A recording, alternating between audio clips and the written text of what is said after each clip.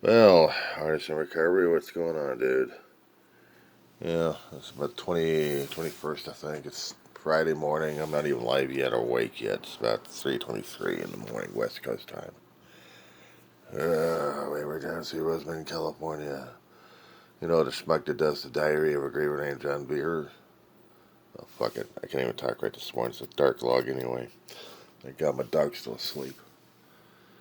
No, it's a response to what the hell you did where your street rhymes.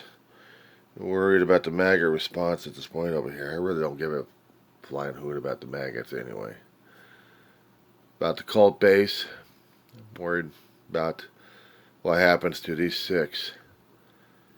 Yeah, I hadn't thought clearly enough on this one here. I just thought about the reactions of everybody else, but what I'm thinking about is definitely the legal reactions we're talking about here.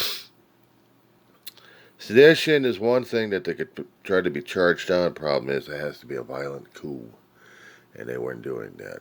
Trump should have been charged on sedition. He wasn't. He should have been. Everybody else would have been charged on it. Everybody else, the damn rioters back in several years ago, January 6th. No, we're talking about making a video concerning about First Amendment rights.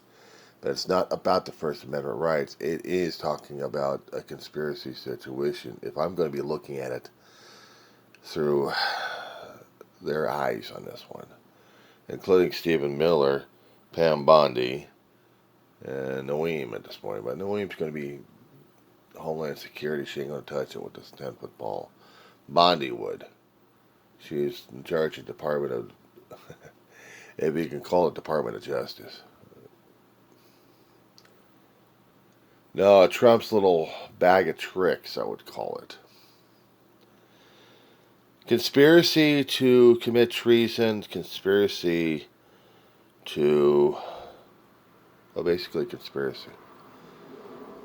Now, for criminals, they got to prove it that there was a conspiracy going. The video shows 6 people in there. That's the point right there. They were telling the audience, including the military audience, how to commit mutiny. Mutiny. But it was only suggesting, actually only telling people, both in the federal and in the Uniform Code of Military Justice, that soldiers and sailors are supposed to be obeying legitimate orders, legal orders. And there's going to be a definition on that one. There's going to be a determination on that to decide what orders are going to be legitimate or not. Either it's got to go through the regular courts, but since we're dealing with former government officials, some were served in the military and the others in other forms of government agencies, it may go through the court systems on it. But for those who have already served time in the service, doesn't matter which branch it was, they'll get their commissions reactivated, I would think, and then put through the military courts to decide whether or not if they were actually going to be committing treason, sedition, a coup, and they would have to define and determine that. The Uniform Code of Justice, there's a certain section in there, I think it's 42, that talks about sedition. And it talked about lawful orders. Not many people know how to navigate the Uniform Code of Military Justice, or the UCMJ. Unless, of course, they know which particular order or function that they're looking for. Of course, you could put into a search engine saying UCMJ and then type out sedition or mutiny. There are other sections in there concerning about it. But the congressional who have already served time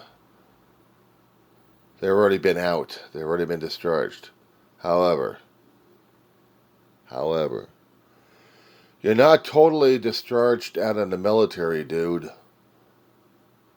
You're just put on an inactive duty list. Now, Mark Kelly is one of those vets who served, who did time in the military, who did time in NASA. He's a popular dude. He's a popular guy. The unfortunate part about it is, did these guys think about what nightmares that Trump and his goons could put out if they really thought about it?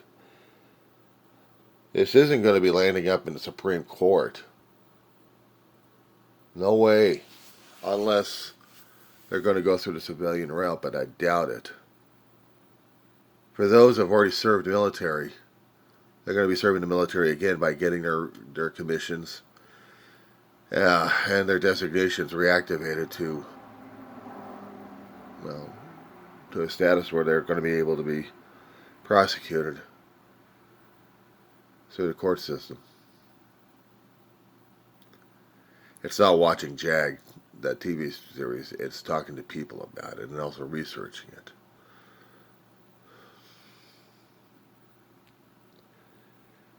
But this is going to have a whiplash effect in the next month or less.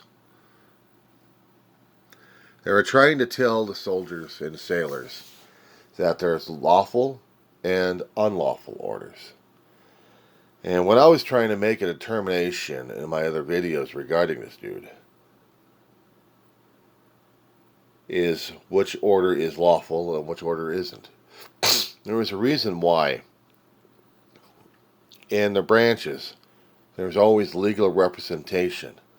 Now the top dogs of the legal representation have been wiped out actually, during this past year. Trump came into office.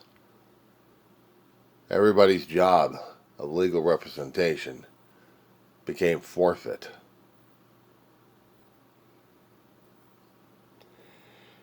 So if they've got low levels, that's the only things they know is the law.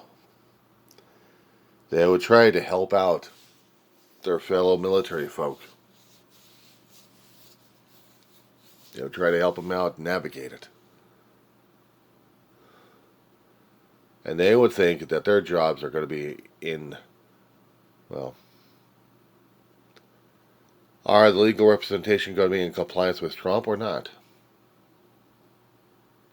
Or are they still going to be following the U.S. Constitution and the UCMJ, and thus becoming part of the conspiracy in the military coup? They're going to play this out. They're going to play this one out. The Trump administration is going to go fucking with us. We're not done seeing this particular action yet. We're not.